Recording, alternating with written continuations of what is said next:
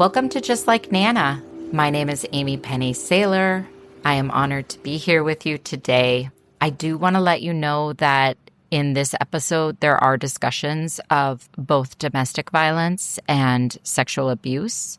So as always, take care of yourself if that sounds like too much for you.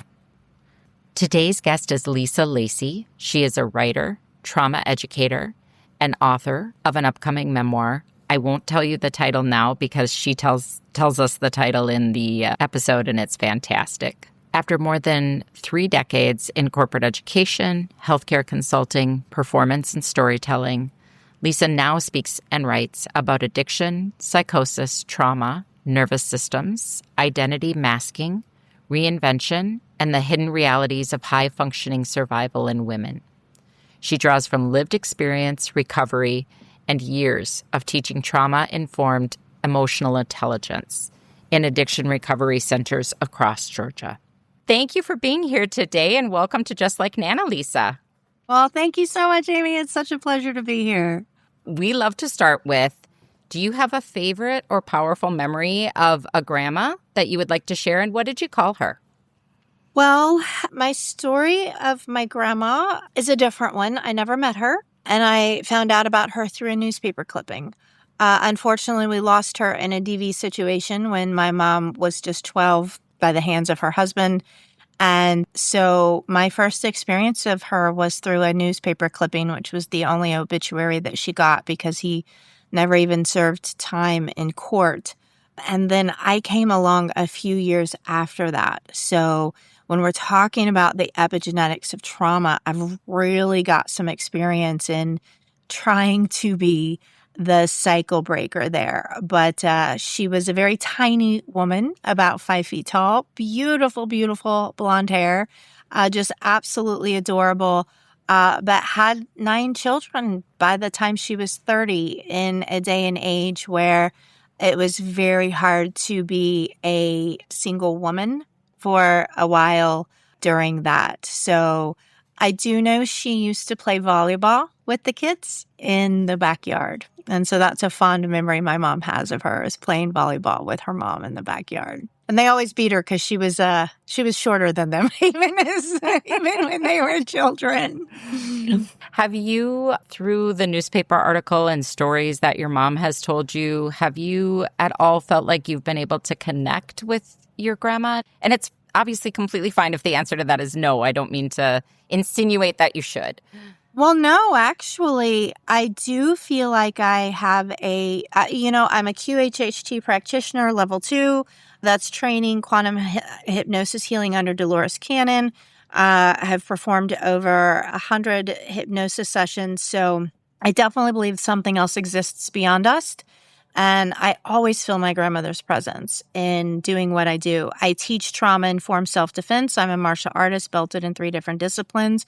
I now teach trauma-informed self-defense in domestic violence shelters in our area, not only to honor her, but to enable women to take their power back. Because if she had had the skills that I had, what happened to her probably would not have happened. So yes, I firmly believe, my friends, that it is possible to have relationships with our ancestors who have passed on.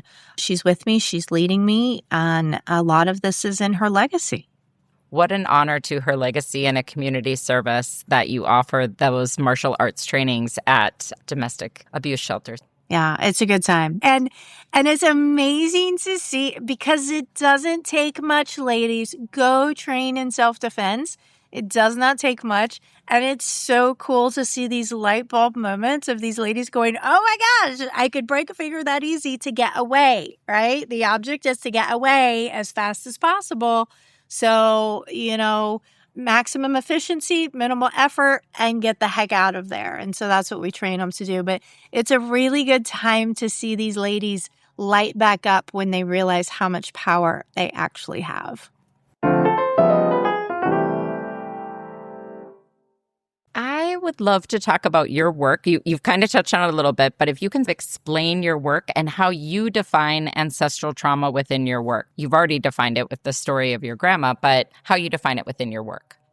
Well, there's a great book if you feel like you may carry some ancestral trauma. If you feel like sometimes we're the black sheep cycle breakers. I'm the first person in 3 generations on both sides to find and seek recovery from mental illness and addiction, not to mention the epigenetics of trauma.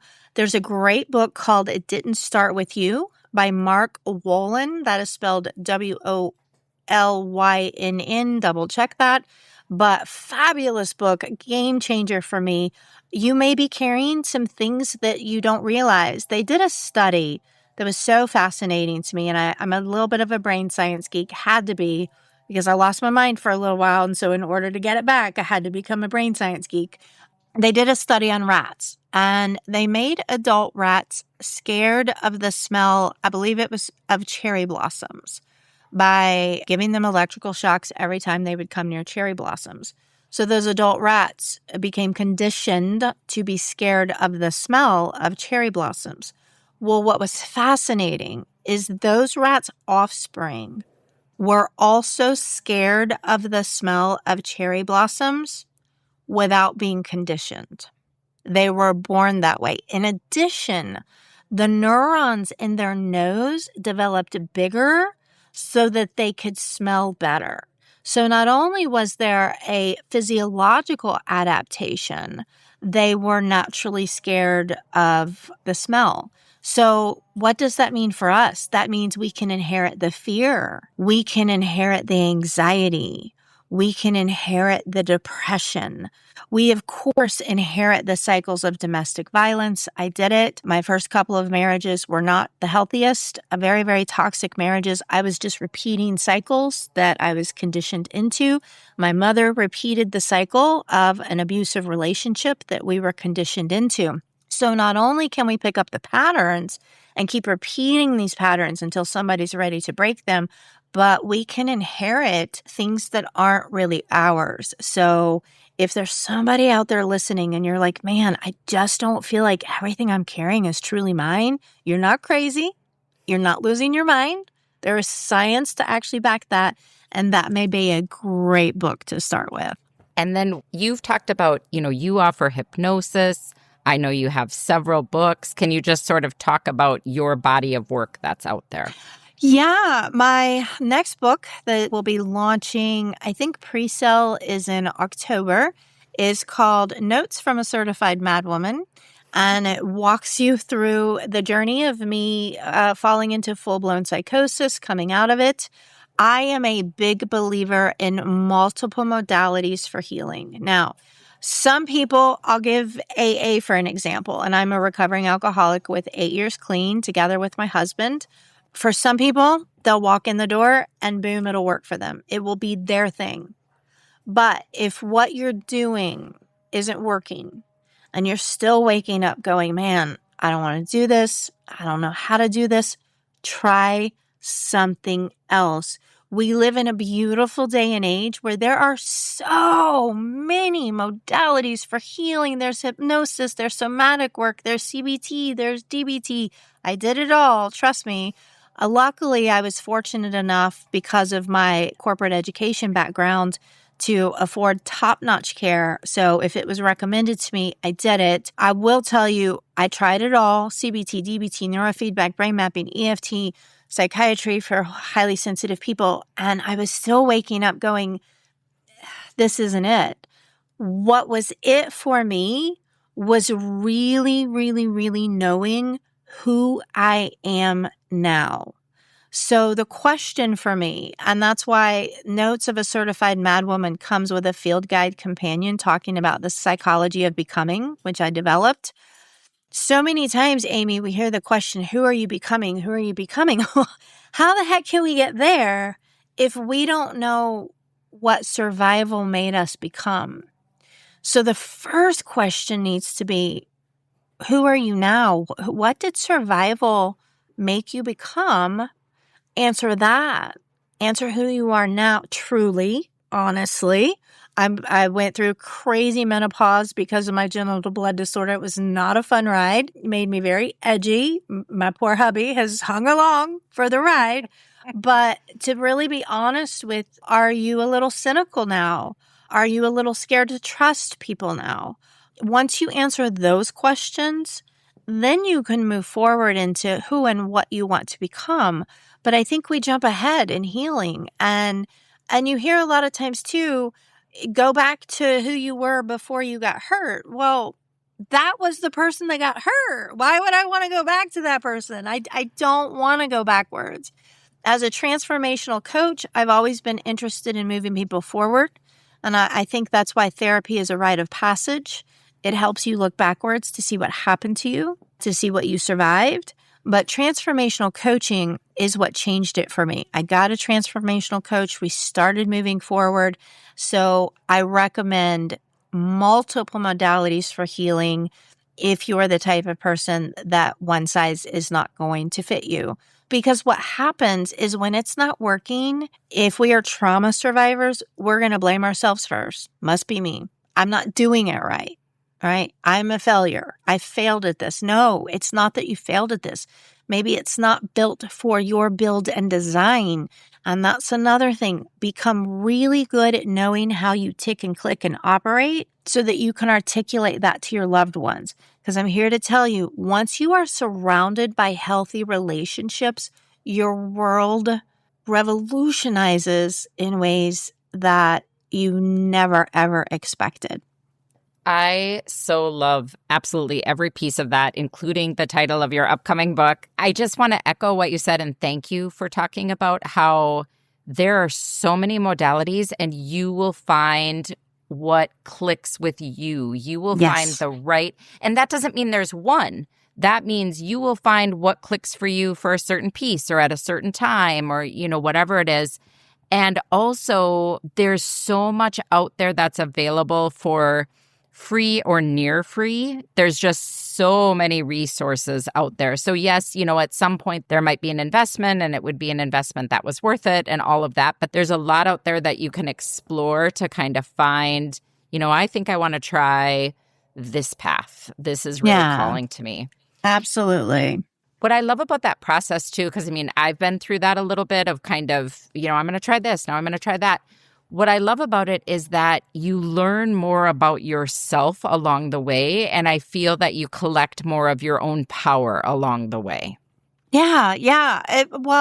My shamanic trauma coach just introduced me to the term multi-potentialite, which is a person who doesn't just have one calling. So maybe you're out there and that's you. Maybe you did what I did. Every 3 years, I would master something. And then when it no longer became challenging, I would get bored with it and I'd move on to what's next and what's next. And people called me crazy for it. But it was in fact that I'm a multi-potentialite. And so there's a great TED Talk about that if you're interested in digging into that. But go down rabbit holes. Yes. And what I love about what you said is the farther you dig, the more you're going to learn about yourself, the more pieces and parts you're going to learn about yourself. And you said something important too, during a season, right? It's because our seasons change and we change, and maybe you outgrew something. AA served me well for 2 years. I went to 6 meetings a week for 2 years, didn't miss one. But then eventually I outgrew it and then did SMART recovery and refuge recovery and Dharma recovery. And there are so many, we are not sure of modalities for healing. And you're right. There are a ton of resources that are available to you at no cost or $15 for a book. My memoir, Notes from a Certified Madwoman, is the memoir piece. And then the field guide, The Psychology of Becoming, is if stuff comes up for you as you read the memoir. And together, it's $30 and you can take yourself on your own healing journey. I think we're taught to be so dependent on the clinical therapeutic arena that we forget that we are able to help ourselves a lot more than we think. I'm just going to share this because it's coming to me loud and clear. It's reminding me of The Wizard of Oz and Dorothy's journey. And she's trying all these things. And in the end, the power was within her. And it's not just that simple. You can't just jump from, okay, I'm at the start and I'm going to say the powers within me and now I'm there. You have to explore, you have to experience, you have to learn to trust. I tried this and it didn't quite click. I tried that and it was amazing for a while. And now I'm ready to move on. And each of those experiences just sort of builds that belief in yourself in such a powerful manner. Yeah, and capacity. Doing all this work didn't mean that life, the external environment of my being as a human, got easier. What it meant is I got way, way, way, way, way better at dealing with it. So each time you explore something to help yourself, you're just going to build more and more and more capacity.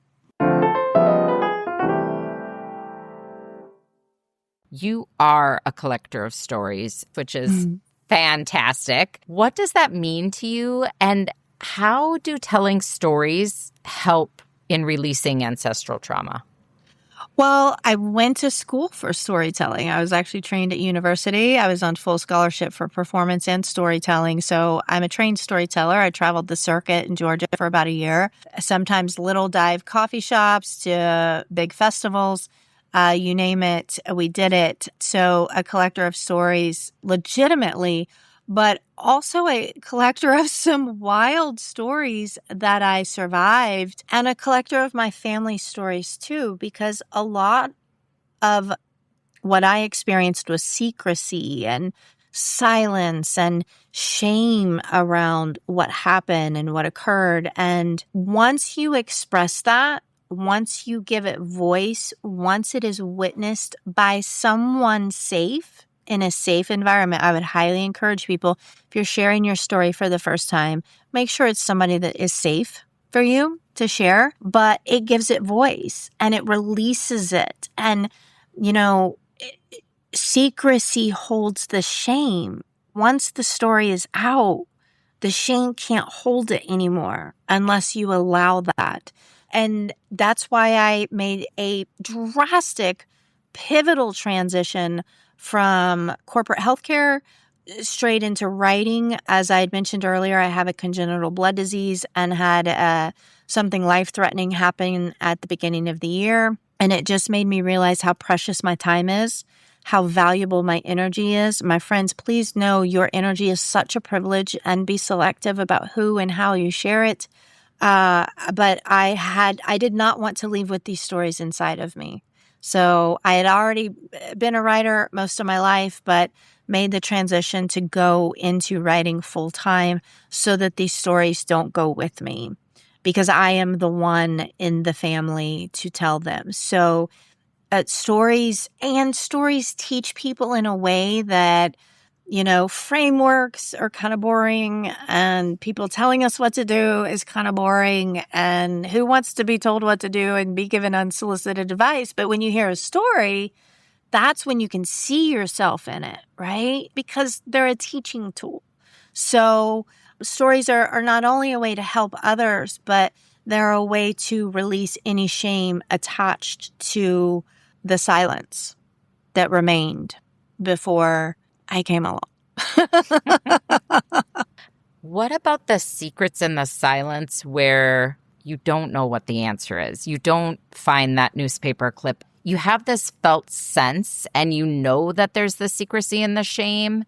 Have you dealt with that? Is that where you just sort of play into your imagination and kind of let things out in a way that seems to resonate with you? How do you handle that piece of it? I think for trauma survivors, self-trust is one of the most important gifts we could give ourselves. For many of us, our choices were taken from us. Our autonomy was taken from us. So if you feel it, trust it. Don't question it. Don't judge it. Don't self-deprecate it into not being. And find a supportive circle, again, that you can share it with, where they're not going to go, you have absolutely lost your mind. You really, on this healing journey, especially when it comes to ancestral trauma, your family's probably not going to be your inner circle to support this. So you want your chosen family, my chosen family, not my blood family. And my friends, if you're going to start to tell the stories, not all your family's going to be supportive of it because they are resigned to that secrecy. That's how they survived. That was their survival skill, was denial and secrecy will get you far, but that just wasn't my way. So my advice to anybody really questioning and not having the answers is trust when they come, but they're not going to come like a bush on fire or lightning. It's going to be when you're being still and you're being quiet and you're really, really, really listening. Our higher voice, our whatever is above us, God, Goddess, divine, whatever it is you believe that is, higher power, spirit guides, it's not loud. It's a quiet knowing. So my advice to people questioning would be to trust that quiet knowing. Don't question it. I want to talk a little bit about chosen family. You might see the white cat right behind my shoulder as we're talking. And when we started, I showed you the picture of my dog who has his own little special, I'd call it a bed, but it's like a big, huge ottoman that's, just for him when I record. So I want to talk about animals because I know you love dogs. Can you talk about animals as part of our chosen families and as part of our healing? Absolutely. My second memoir that will be released is called Dogs Don't Gaslight. It's a little more personal about some of these stories, and so it just wasn't time to quite release it. So that's why Notes from a Certified Madwoman is coming first. But it talks about 6 of the dogs who were witnesses and companions, identifying and telling the truth about what was underneath the surface of life. Here's the thing about dogs in particular. If they like you, they like you. If they don't, they don't. They never change their mind. And if they choose you, they're never going to change their mind, no matter what they do. They're very, very loyal. They are truth tellers. More importantly, they are witnesses. I have a 21-year-old Italian Greyhound who closes out the book, Dogs Don't Gaslight. He's still with me. The dog doesn't die in the end of the book. He's still with me, and he has witnessed the arc of a life that I am just now starting to understand. And he's just this quiet little witness to everything, every iteration that I've been for the past 20 years. He has been a witness to. So, and science tells us just petting one of our companions can help calm and regulate our nervous system. So if science tells us that, spiritually, it goes way beyond that. And these dogs chose me. I did not choose them. And they are soul companions. They are soul contracts for sure. I believe that wholeheartedly. That is beautiful. I love how you were referring to our dogs or our pets as witnesses. That is one, I've interviewed people from so many different perspectives of how they approach ancestral trauma and releasing trauma within ourselves. And that is just one theme that is so consistent throughout, regardless of the modality, is you need that witness. You need that, here is my experience, I am sharing it. And you talked about having a safe witness. And the idea of perhaps starting with a dog or a pet that feels very, very safe and a soul contract with you might be a beautiful launching pad. Yeah. And my friends, witness yourself. We can witness ourselves. Because at the end of the day, it's us and us. It's, I have the best inner circle now. I have the healthiest relationships of my life. I have the most supportive inner circle. But some days they're struggling days because they still happen. It's me and me. So I need to learn to self-validate. I need to learn to witness myself. I need to observe those emotions instead of becoming all encompassed and swarmed by those emotions. So yes, pets are great starting points for telling your story. And I promise you this, they will not judge you. That is one of their best features. Yes. I would love, you sort of weaved it into some answers and talked about it a little bit, but let's dive into that regulation and emotional safety. And I know for many people who have experienced ancestral trauma, who have experienced trauma in their own life, it can be difficult to even begin to understand what is an emotion, what am I feeling, How do I know that I'm even feeling it? How do I know whether I'm processing it? I mean, I'm using that word kind of in quotes because I'm not even sure what processing an emotion means or repressing it. And I know that your work focuses on this. So can you describe the difference and then how we start to find that emotional safety, even if it has not been modeled for us? I think we overcomplicate it, and there's so much information out there. Again, all the modalities. Don't go too crazy. I mean, you might get confused if you start with too many. I think the key is to get into your body first, because here's what happens I've seen it happen with a lot of my clients and happened with me.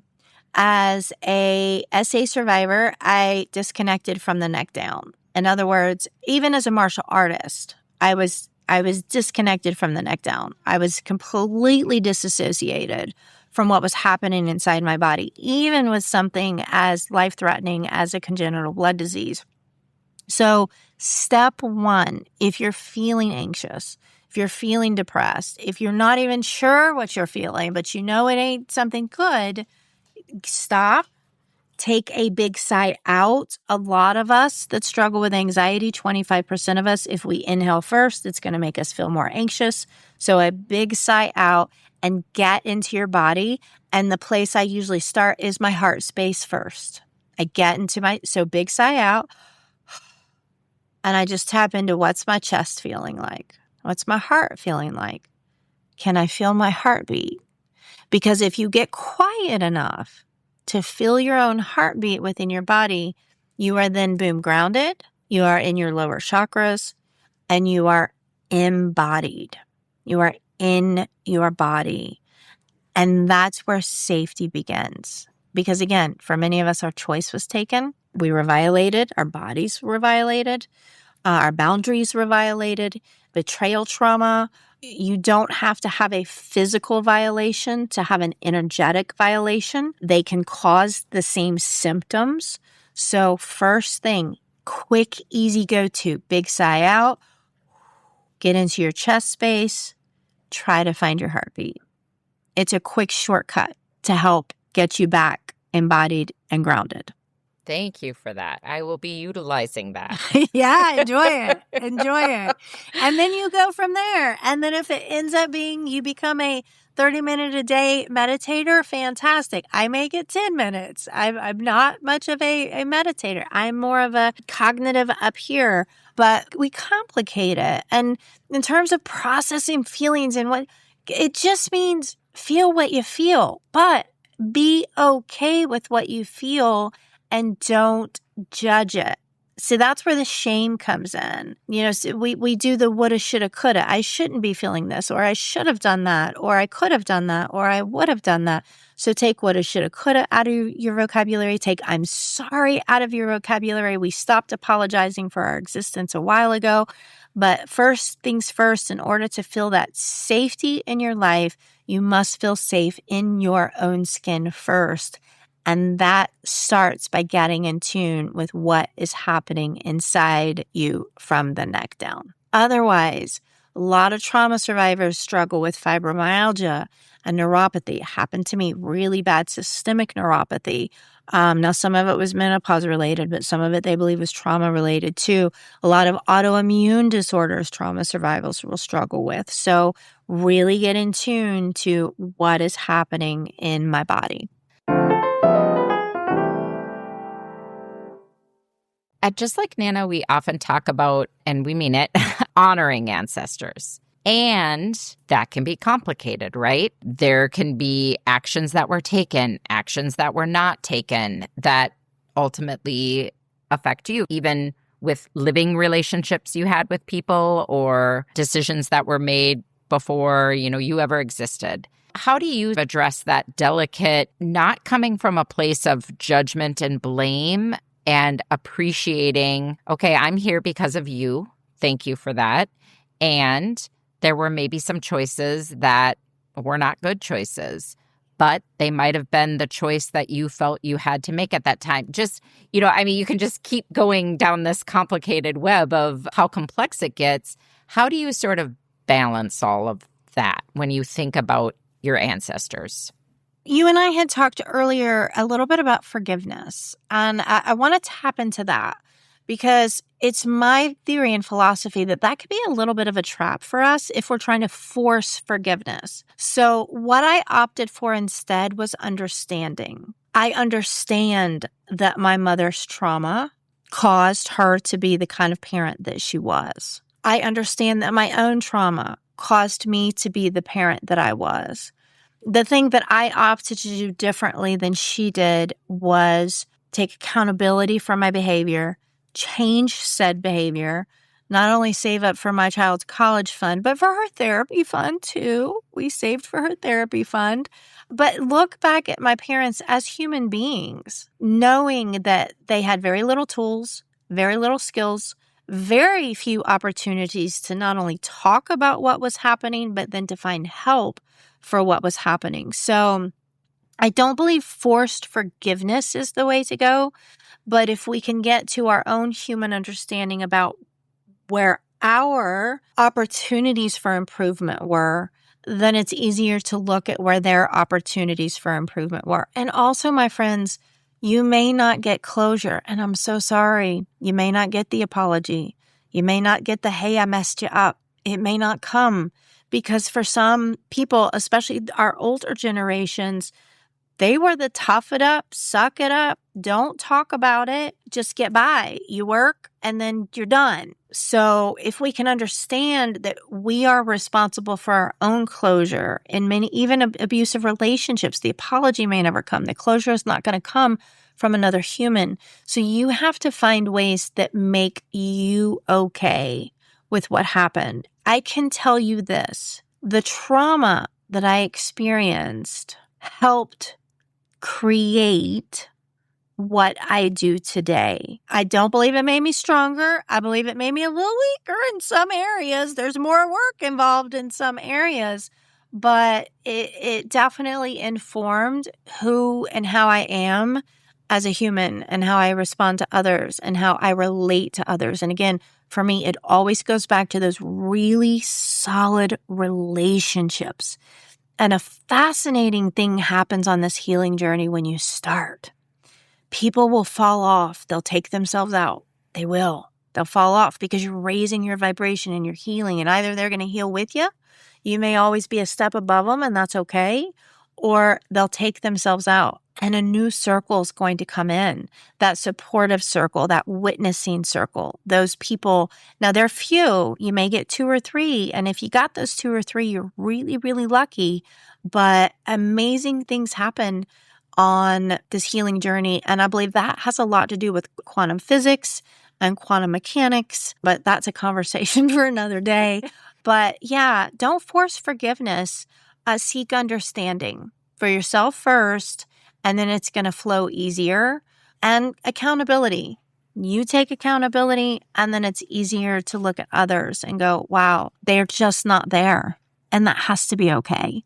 So this conversation has been so jam-packed. I can do it, girl. I know. You brought it. I mean, I feel like I'm going to have to listen to it 4 different times just to hear. That's right. There was that too. There's so much in here and just such beautiful kind of starting places for people or not start. I mean, even if you're advanced, but, looking for the next step, that as well. So just so appreciative of your time. Is there anything that feels like it needs to be heard as sort of a wrap up? I always love to end with this. If you're having one of your struggle days, because they're going to come, no matter how long you've been on this healing journey, my mantra is just one more day. Some days, if I just made it through the day breathing and I'm still sober, then I count it as a win. So some days are still going to be those days where if you just made it through it and had to go to bed at 8 o'clock to start again for the next day. But always, always, always just give it one more day. There's no giving up around here. We keep at it.